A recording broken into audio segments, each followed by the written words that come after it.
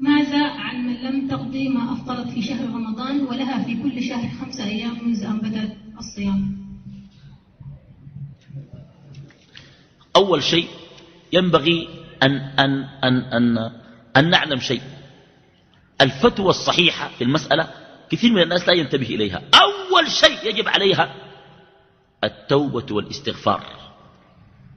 لماذا؟ لأنها قصرت في أداء الواجب وأخرته عن وقته.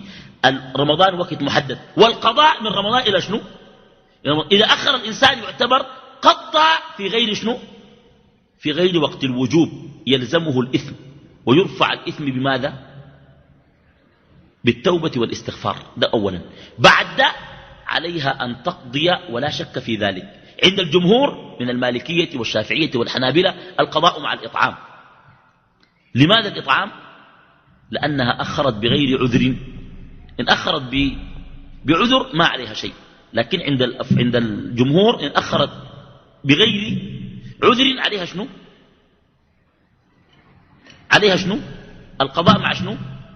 مع الإطعام. الإطعام لماذا؟ تأديبا. لكن القول الراجح الذي أفتي به هي فتوى خذوها مني، من أخرت حتى سنين حتى دخل رمضان بغير عذر يلزمها أمران: الأول التوبة والاستغفار، الثاني القضاء فقط. أما إلزامها بإطعام هذا تكليف جديد، والتكليف الجديد لا بد له من نص. والفقهاء من الأئمة الثلاثة المالكية وتاني منه قلنا والشافعية ومنه والحنابلة قالوا شنو؟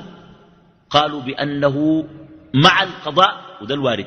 الإطعام كلفوها تكليف جديد وما عندهم دليل، ده قالوا من عندهم كتأديب.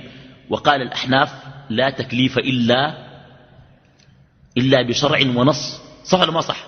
فأين النص؟ ما في دليل. ولذلك فتوتي أن من أخرت حتى دخل عليها رمضان الذي بعده تقضيه، ولكن عليها شنو؟